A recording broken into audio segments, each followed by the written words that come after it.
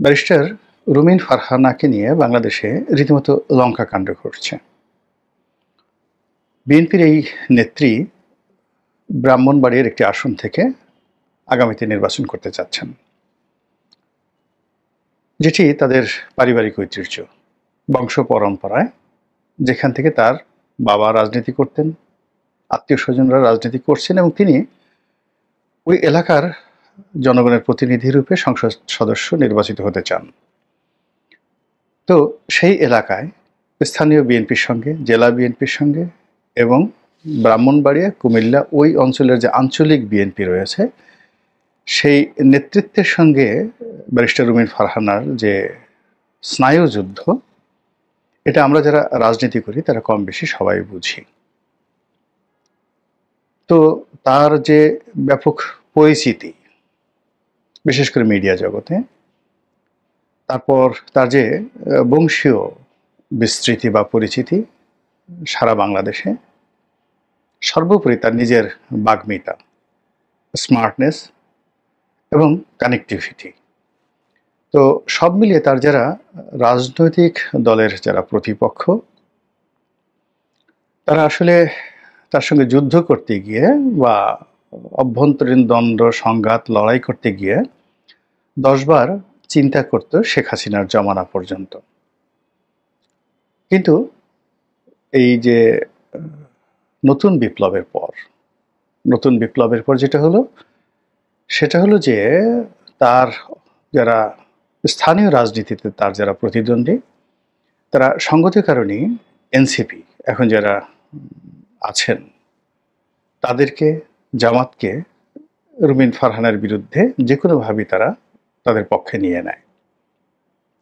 এর ফলে ওই নির্বাচনী এলাকাতে, কুমিল্লার রাজনীতিতে, ব্রাহ্মণবাড়িয়ার রাজনীতিতে এবং এই যে ঢাকার যে দক্ষিণ অংশ, সেই দক্ষিণ অংশের রাজনীতিতে রুমিন ফারহানাকে নিয়ে দলের অভ্যন্তরে একটা নতুন সমস্যা তৈরি হয়। এই গেল এক।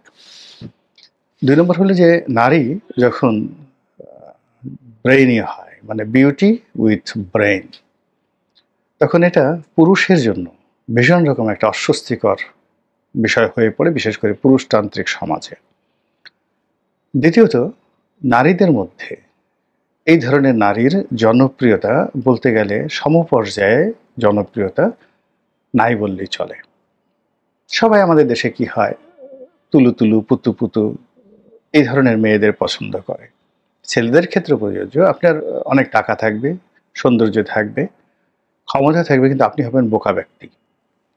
যে যা বলবে আপনি লাফিয়ে পড়বেন, তারপরে যে যা চাইবে আপনি দিবেন, কানের কাছে যে যা বলবে ফুসফাস করে আপনি শুনবেন এবং মুহূর্তে মুহূর্তে আপনি সিদ্ধান্ত পরিবর্তন করবেন। সকালে এসে আপনি যদি নেতা হন, গেদু মোল্লা এসে বলল যে হুজুর এটা করেন, আপনি বললেন ঠিক ঠিক ঠিক, ওকে ফাইন, করে দিলাম। বিকেলবেলা এসে পচা মোল্লা বলল যে হুজুর আপনি করেছেনটা কি? গেদু আপনাকে 2 কাঁদি কলা দিয়েছে, কাঁচা কলা, আমি আপনার জন্য দেখুন পুরো 1 ছড়া সবজি কলা নিয়ে আসছি। কাজেই আপনি গেদু মোল্লাকে বহিষ্কার করেন। আপনি বলবেন ঠিক ঠিক ঠিক, সাগর কলা বড়ই সুন্দর, পচা মোল্লা বাদ। না, গেদু মোল্লা বাদ, পচা মোল্লা জয়। তো রাজনীতিতে যারা বড় বড় পদে থেকে ঠিক এইরকম কর্মকাণ্ড করতে থাকেন, বিশ্বাস করেন বেশিরভাগ ক্ষেত্রে জাতি দুর্ভোগ দুর্দশার মধ্যে পড়লেও অভ্যন্তরীণ রাজনীতিতে এইরকম ব্যক্তিত্বহীন, নির্লজ্জ, ঘুষখোর, বেহায়া প্রকৃতির যে সকল নেতা থাকেন তারা মানে ভীষণ জনপ্রিয়, ভীষণ জনপ্রিয়। অবাক করা ঘটনা যে আপনি তার সর্বনাশ করছেন, তার টাকা নিচ্ছেন, কিন্তু বিনিময়ে আপনি তাকে এক্সেস দিচ্ছেন শুধু। কিন্তু আপনি যদি হোসেন শহীদ সরওয়ার্দীর মতো ব্যক্তিত্ব দেখান, মাওলানা আবুল কালাম আজাদের মতো আপনি বাগ্মিতা এবং জ্ঞান বিজ্ঞানের চর্চা করেন, জওহরলাল নেহরুর মতো যদি আপনি ব্যক্তিত্ববান হন, বা মোহাম্মদ আলী জিন্নার মতো ব্যক্তিত্ববান হন, নেম ফেমধারী হন, রাজনীতিতে আপনার দলে বা দলের বাইরে আর যাই থাকুক না কেন আপনার বন্ধু থাকবে না। এনিওয়ে যেটা বলছিলাম, তো রুমিন ফারহানার যে ক্যারেক্টারিস্টিক্স, তার বাবা অলি আহাদকে যারা চিনেন, সেই দিক থেকে বিএনপিতে আসলে তার সঙ্গে বড় কথা বলার মতো, মানে পিছন থেকে আপনি হিংসা করতে পারেন নারী হিসেবে বা পুরুষ হিসেবে, কটাক্ষ করতে পারেন তার যৌবন নিয়ে, তার চরিত্র নিয়ে, যা কিছুই করতে পারেন, কিন্তু ওয়ান টু ওয়ান তাকে নিয়ে প্রকাশ্যে কথা বলার মতো বিএনপিতে দূরের কথা বাংলাদেশের রাজনীতিতে খুব অল্প লোক আছে। হয়তো সালাউদ্দিন কাদের চৌধুরী যদি বলতেন, "এই তুমি কে?" এরকম একটা কথা। তো সেক্ষেত্রে রুমিন ফারহানা থেমে যেতেন না, তিনি বলতেন, "আপনি কে?" কিন্তু আপনি কে এই কথা বলার ক্ষমতা রুমিন ফারহানার আছে বা ছিল। এনিওয়ে, তো সেই রুমিন ফারহানা দলের মধ্যে তারেক রহমান সাহেবের একসময় খুব ঘনিষ্ঠজন ছিলেন। তো এটা প্রতিপক্ষ মুখ টিপে হাসতো, নানা রকম কথাবার্তা বলতো। তিনি কেন, কোন কোঠায় বা তিনি কোন যোগ্যতায় সংসদে গেলেন, যেখানে এত মানে যাকে বলা হয় ত্যাগী, তারপরে শেষে যোগ্যতা সম্পন্ন আহ, অনেক নারী কর্মী আছেন যারা সংসদে যেতে পারতো, কিন্তু তারেক রহমান সাহেব রুমিন ফারহানাকে সেখানে পাঠিয়েছেন। এই কারণ হলো যে যদি বাগ্মিতা ধরেন, সেই বাগ্মিতার ক্ষেত্রে তার সঙ্গে তুলনা করা যেতে পারে একমাত্র সৈয়দা আশিফা আশরাফি পাপিয়ার।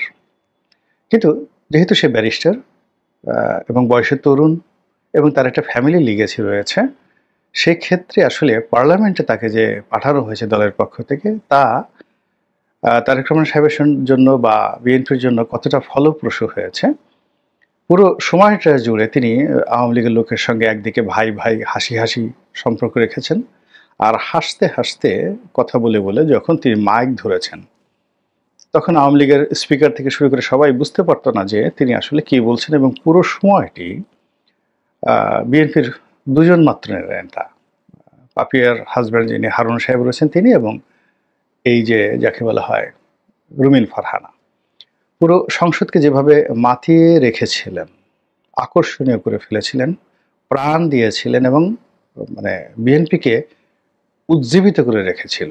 বিএনপির ১০০ জন বড় বড় নেতা সারা বাংলাদেশে প্রতিদিন যা না করতো, সংসদে রুমিন ফারহানার একটি বক্তব্য দলকে ঠিক সেই পর্যায়ে নিয়ে গিয়েছিল। এরপরে যেটা টেলিভিশন টক শো, টেলিভিশন টক শোতে এই মুহূর্তে বিএনপির যে সকল তারকা রয়েছেন, তার মধ্যে ১ নম্বর যাদের পদ পদবি আছেন, ১ নম্বর তারকা হলো রুমিন ফারহানা, এতে কোনো সন্দেহ নেই। এখন সেই রুমিন ফারহানার বিরুদ্ধে দলের ভিতরে এবং বাইরে একটা গ্রুপ তাকে আওয়ামী লীগ ট্যাগ দিয়ে তাকে অপদস্থ, অপমান, তাকে নিরুৎসাহিত করার যে প্রক্রিয়া তারা করে আসছিল, সাম্প্রতিক সময়ে সেটার একটা মহড়া হয়ে গেল ইলেকশন কমিশনে। সেখানে একটা শুনানি হচ্ছিল। আপনারা জানেন এটাকে ডিলিমিটেশন বলা হয়, মানে নির্বাচনের আগে প্রতিটি সংসদীয় এলাকার যে সীমানা নির্ধারণ করার জন্য যে ডিসপিউট থাকে, তো কখনো দুটো ইউনিয়ন একটা এলাকাতে আনা হয়, কখনো দুটো ইউনিয়ন কেটে অন্য এলাকায় দেওয়া হয়। তো এরকম একটা ডিলিমিটেশনের একটা মামলা ছিল রুমিন ফারহানার এলাকার দুটো সংসদীয় আসন নিয়ে, যার মধ্যে একটি আসন রুমিন ফারহানার। তো সেটা নিয়ে যে তর্ক হচ্ছিল, বিতর্ক হচ্ছিল, সেখানে রুমিন ফারহানা লাঞ্ছিত হন, মারামারি করেন, এবং সেই মারামারির সঙ্গে স্পষ্টতে আমি যেটা বললাম যে অভ্যন্তরীণ এবং পার্শ্ববর্তী যে রাজনৈতিক শক্তিগুলো রয়েছে, পারিপার্শ্বিক যে রাজনৈতিক শক্তিগুলো রয়েছে, সেগুলো রুমিন ফারহানার বিরুদ্ধে গিয়েছে। রুমিন ফারহান অত্যন্ত শক্ত হাতে সেটা রায় বাঘিনীর মতো সেটা মোকাবেলা করেছেন, এবং তিনি তার উপর যারা আক্রমণকারী তাদেরকে দাঁত ভাঙা জবাব দেওয়ার জন্য তার যারা লোকজন ছিল, নেতাকর্মী ছিল, তারা যথেষ্ট উদ্যোগী ভূমিকা পালন করেছেন, এবং তারা হাত দিয়ে যা না করেছেন তার চেয়ে ১০০০ গুণ বেশি রুমিন ফারহানা তার মুখ দিয়ে প্রতিপক্ষকে যে শুলবিদ্ধ করেছেন, ওটার কারণে এখনও পুরো বিএনপি রাজনীতি থরথর করে কাঁপছে। এমনি জনাব ফজলুর রহমানকে নিয়ে নানা রকম চাপের মধ্যে বিএনপি রয়েছে। বিএনপির দুর্বল চিত্ত যারা আছেন, বিএনপির দোদুল্যমান পক্ষ যারা আছেন, বিএনপির মধ্যে যারা জামাতের এজেন্ট আছেন, বিএনপির মধ্যে যারা ডক্টর ইউনূসের এজেন্ট আছেন, এমনকি যারা আওয়ামী লীগের এজেন্ট আছেন বিএনপির মধ্যে, তারা সবাই মিলে ফজলুর রহমানকে বিএনপি ছাড়া করার যে মাস্টার প্ল্যান নিয়ে এগুচ্ছে, ওটার একটা ক্রান্তিকাল যাচ্ছে। আমি এই ভিডিও যখন করছি তখনও পর্যন্ত বিএনপির শোকজের জবাব ফজলুর রহমান সাহেব দেননি। আর বিএনপি তার যে শোকজ পত্রটি সেটা প্রত্যাহারও করেনি বা এটার ব্যাপারে নতুন কোনো বক্তব্য আসেনি। থাকলে হয়তো এখানে এই সুযোগে বলতাম। তো ফজলুর রহমান সাহেবের ইস্যুটা শেষ হতে না হতে রুমিন ফারহানার ইস্যুটা আবার নতুন করে আসবে। এর কারণ হলো তিনি যে কথা দ্বারা ইঙ্গিত করেছেন, প্রথমে যে ইঙ্গিত করেছেন যে আওয়ামী লীগের জমানাতে গত 15 বছরে যেটি হয়নি, অর্থাৎ তার শরীরে হাত দেওয়া হয়নি, তার সঙ্গে এইভাবে প্রকাশ্যে দ্বন্দ্ব সংঘাত করার ক্ষমতা আওয়ামী লীগের লোকের ছিল না। আর যাদের জন্য তিনি গত 15 বছর ধরে সংগ্রাম করেছেন, স্পষ্টতই বিএনপির অভ্যন্তরীণ দ্বন্দ্ব এবং সংঘাতকে তিনি দায়ী করেছেন, নেতৃত্বহীনতাকে তিনি কটাক্ষ করেছেন। এবং এখন যে একটা যাকে বলে হ্যাপ হ্যাজার্ড অবস্থা যাকে বলা হয় বিএনপিতে চলছে, যে যেখান থেকে পারছে ধরো মারো খাও, এর বিরুদ্ধে লাগো, ওকে ওইটা করো, এটা ওটা করো, এই সংস্কৃতি এই দলের যারা ভালো কাজ করেন, রাজনীতি করেন, সম্মান নিয়ে চলতে চান, বা যারা বিএনপির দুঃসময় বিএনপির হাল ধরেছেন, তারা এই সময়টিতে এসে এমন বিপত্তির মধ্যে পড়েছেন যে তারা যে কখনো বিএনপি করতেন বা এখনো করেন একথা বলতেই তাদের এখন লজ্জা লাগছে, শরম লাগছে, ভয় লাগছে। তো রুমিন ফারহানার যে বিএনপি করার যে জিহাদে কুল্লিয়া, তার যে সাহস শক্তি আওয়ামী লীগ জমানাতে, এবং ওই সময়টাতে এই কাজের জন্য তাকে যথেষ্ট বেজ্জতি হতে হয়েছে। আপনারা জানেন যে যারা সংসদ সদস্য হয় তাদের কতগুলো সুযোগ সুবিধা থাকে, একটা প্লট, একটা গাড়ি, এগুলো অবারিত, যে কোনো লোকের জন্য এটা যাকে বলা হয় কমন। তো রুমিন ফারহানারও একটা প্লট পাওয়ার কথা ছিল, এটা তার প্রাপ্য সংসদ সদস্য হিসেবে। কিন্তু আওয়ামী লীগ সরকার তাকে সেটা না দিয়ে বরং তার সেই প্রাপ্যতাটা নিয়ে কটাক্ষ করে আওয়ামী লীগ যে ন্যারেটিভটা দাঁড় করিয়েছিল যে রুমিন ফারহানা সংসদে বড় বড় কথা বলে ওদিকে একটা প্লটের জন্য শেখ হাসিনার পা ধরে, আর সেই কথাটি এখন আওয়ামী লীগের বিরুদ্ধ পক্ষ এবং রুমিন ফারহানার দল বিএনপি তার সঙ্গে সঙ্গে অন্যান্য যারা তাকে ব্যক্তিগতভাবে ক্ষতিগ্রস্ত করতে চায় তারা এই কথাগুলো বলছে। তো সেই যে রুমিন ফারহানাকে নিয়ে যা কিছু চলছে এটা টেলিভিশন পর্যন্ত গড়িয়েছে, এখন পর্যন্ত গড়াচ্ছে, এবং এর সঙ্গে এনসিপি যুক্ত হয়ে গেছে। এনসিপির কয়েকজন নারী নেত্রী আছেন, তারা খুবই বাজে মন্তব্য করছেন। যারা পুরুষ নেতা রয়েছেন সেখানে তারাও বাজে মন্তব্য করেছেন। এর মধ্যে আমার স্নেহভাজন হাসনাত আবদুল্লাহ, উনি সবসময় কথা বলেন, তো তার একটা বক্তব্য নিয়ে বেশ রুমিন ফারহানা রিয়্যাক্ট করেছেন, এবং রুমিন ফারহানাকে তিনি যে কথা বলেছেন তার উত্তরে রুমিন ফারহানা তাকে ব্যক্তিগতভাবে তার চেহারা নিয়ে, সুরত নিয়ে, তারপর শেষে বংশ নিয়ে, তারপর তার পারিবারিক অবস্থা নিয়ে কটাক্ষ করেছেন। এবং কটাক্ষ করে তিনি ক্ষান্ত হননি, তিনি তার বক্তব্যের পক্ষে একেবারে স্ট্রং অবস্থানে তিনি আছেন। এবং এনসিপি ঠিক অন্য কেউ যদি এই কথাবার্তা বলতো, হাসনাত আবদুল্লাহকে বলতো, এতক্ষণ মব হয়ে যেত এবং আরও কি হতো। কিন্তু রুমিন ফারহানা বলে কথা, সেখানে এখনো পর্যন্ত শুধুমাত্র মানে শব্দের লড়াই হচ্ছে। তো ঘটনা যাই হোক না কেন, বাস্তবতা হলো যে রুমিন ফারহানাকে কি বিএনপি ওন করছে, বা রুমিন ফারহানা কি এখনো বিএনপিকে ওন করেন? এটা কিন্তু অনেক বিরাট একটি প্রশ্ন।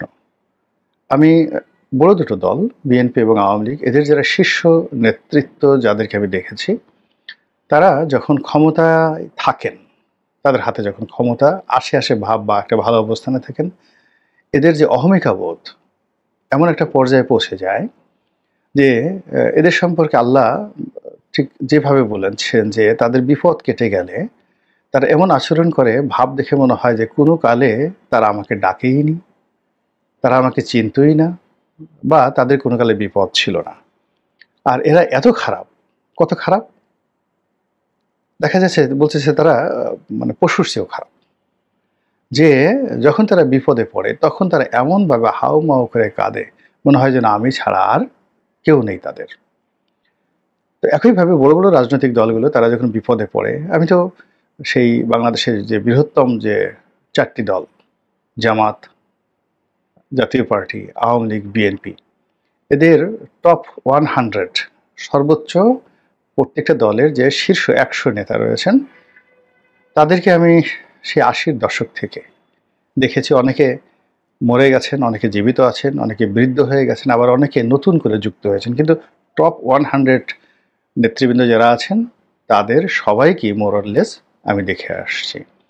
তো এদের দুঃসময় দেখেছি, এদের সুসময়ও দেখেছি বা দেখছি। একই কথা প্রযোজ্য। একটি মানুষও ওয়াম্মা বিনিয়ামতি রাব্বিকা ফাহাদ্দিস, আল্লাহ যে তাদেরকে কখনো রাষ্ট্র ক্ষমতায় বসিয়ে, কখনো সুযোগ দিয়ে, কখনো সুদিন দিয়ে তাদেরকে পুরস্কৃত করেন, আর ওই সময়টিতে তারা আল্লাহর প্রতি শুকরগুজার হবে এবং তাদের যারা সাহায্যকারী ছিল, যাদেরকে বলা হয় সুলতান আন নাসিরা, বিপদের সময় আপনাকে যারা একটু মুচকি হাসি দেন, একটা টেলিফোন করেন, আপনার পক্ষে দুটো কথা বলেন, তারা আপনার হামিম, মানে এমন বন্ধু যে বিপদে আপনাকে ছেড়ে যায়নি। তো তাদের প্রতি আপনাকে শুকরগুজার হতে হবে, প্রকাশ্যে, অপ্রকাশ্যে, গোপনে, সব জায়গাতে। তো সেই কাজটি এই ক্ষমতাধর আমাদের যারা রাজনৈতিক দল তাদের শীর্ষ নেতারা কখনোই করেন না, বরং তারা প্রথম যে কাজগুলো করেন, ক্ষমতা লাভ করার সঙ্গে সঙ্গে তারা তাদের যারা সাহায্যকারী তাদেরকে দূরে তাড়িয়ে দেন, এই ভয়ে যে একসময় যে আমি এদের সঙ্গে যে এত গোপন কথা বলেছি, কান্নাকাটি করেছি, এদেরকে দিয়ে বিভিন্ন কর্ম করিয়েছি, অনুনয় বিনিময় করেছি, এরা যদি মানুষকে বলে দেয় তাহলে আমার ভাবসাব থাকবে না, অতএব এদেরকে তাড়াও। আর এই কাজ করতে গিয়ে সব দলগুলি ক্ষমতা হারিয়েছে, বড় বড় নেতারা লাঞ্ছিত, অপমানিত হয়েছে। তো ঠিক সেম কাজটি এখন যেহেতু বিএনপির একটা সুদিন যাচ্ছে, বিএনপির অনেক নেতার মধ্যে এই অহমিকা বোধটি দেখা যাচ্ছে। অনেকে যারা রুমিন ফারহানাকে টেলিফোন করতেন, তার বাসায় যেতেন, তার খোঁজ খবর নিতেন এবং তাদের বক্তব্য প্রচার করার জন্য, তাদের পক্ষে একটু সুপারিশ করার জন্য সরকারি দপ্তরে, বেসরকারি দপ্তরে, এমনকি তারেক রহমান সাহেবের কাছে মানে সুপারিশ করার জন্য যারা রুমিন ফারহানাকে অনুনয় বিনিময় করতেন, এখন তারা কেউ রুমিন ফারহানাকে চিনছেন এরকম মনে হচ্ছে না। ফলে কি হলো, এই যে রুমিন ফারহানাকে নিয়ে বিএনপিতে যে বিতর্ক তৈরি হয়েছে, সেই বিতর্কে মূলত রুমিন ফারহানার যতটা না ক্ষতি হবে, একই ক্ষতি বিএনপির হবে এবং অনেক বেশি। যারা জামাতের টার্গেট হয়েছে, যারা এনসিপির টার্গেট হয়ে আছে এই জায়গাটাতে, যেমন দেখা গেল কুমিল্লাতে মুরাদনগরে আসিফ মাহমুদ সজীব ভুঁইয়াকে একটা সুযোগ দিয়ে ওখানকার অনেক বিএনপি নেতা তাদের নিজেদের নেতাকে কুরবানি করতে চাচ্ছে।